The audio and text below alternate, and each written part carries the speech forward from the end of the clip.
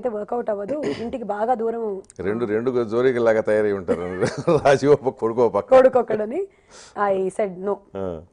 అది వదిలేసిన తర్వాత సీరియల్స్ సినిమాలు వదిలేసిన తర్వాత జీవితం ఇంకొంచెం ప్రశాంతంగా ఉందనిపిస్తుంది. ఒకటి నా వర్క్ని నేను డిక్టేట్ చేసుకోగలుగుతున్నాను timings, and from then on I started only anchorings. ఇప్పటి వరకు అదే చేస్తున్నాను. అట్లా అసలు మీరు సినిమాల్లోకి వెళ్ళాలనే ఆలోచన ఎందుకు వచ్చింది? ఎందుకంటే మీ మనస్తత్వానికి అది పడేది కాదు కదా. నేను టీవీలోకి రావాలనే మనస్తత్వం కూడా కాదండి. నేను ఏదో చదువుకొని ఏ సిఏనో ఐసీడబ్ల్యూఏ ఏదో చేద్దాం అనుకున్నాను, కానీ ఇంటర్మీడియట్ ఫస్ట్ ఇయర్లోనే ఎంటర్ అయ్యాను నేను ఫీల్డ్లోకి. అండ్ ఒక ఆఫర్ తర్వాత ఇంకొక ఆఫర్ వస్తూనే ఉంది.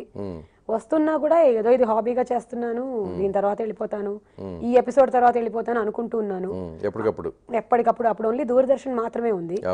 ఇంకా 95లో ఎప్పుడైతే జెమినీ అండ్ ఈటీవీ స్టార్ట్ అయ్యాయో అప్పుడు మెల్లిగా ఐ స్టార్టెడ్ డూయింగ్ యాంకరింగ్. అప్పుడు కూడా తీసుకోలేదండి.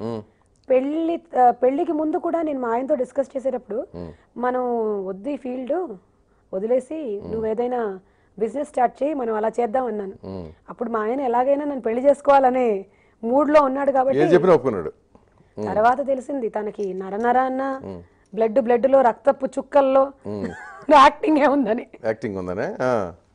ఇందులోంచి ఎక్కడికి బయటికి రాడు అని. దాంతో పాటు పురుషాంకారం కూడా ఉందా? లేదండి, లేదు.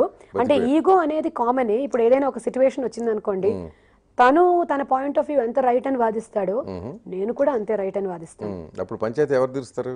అది కరెక్ట్ ఎటువైపు ఉందో వాళ్ళే గెలుస్తారు.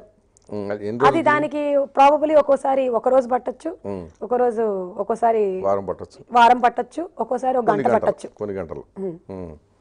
సో పెళ్లికి ముందే కండిషన్ పెట్టేటప్పుడు కలిగి ఎంతకాలం ఎన్ని నెలల దూరంగా ఉన్నారు? 1.5 year అండి.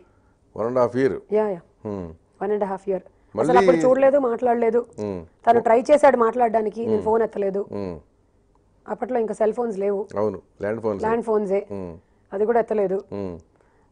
సో అలా ఒక 1.5 year వదిలేశాను. అంటే మొండిగటాను అన్నమాట. చాలా. అంటే ఇంకా వద్దు అనుకుంటే వద్దు, కావాలి అనుకుంటే కావాలి.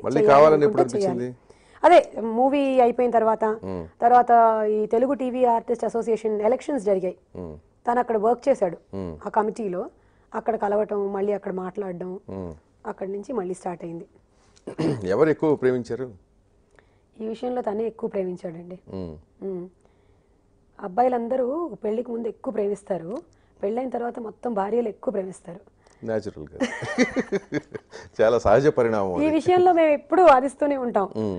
ఎప్పుడైనా 2 రోజులు తను అవుట్ ఆఫ్ కంట్రీ వెళ్ళిపోయినా ఫోన్ చేయలేదు అంటే, ఎవరు చేయలేదు, నేను చేశాను, నువ్వే రిసీవ్ చేసుకోలేదు, ఇలాంటివి నడుస్తూ ఉంటాయి అప్పుడు. అంతేగా మరి.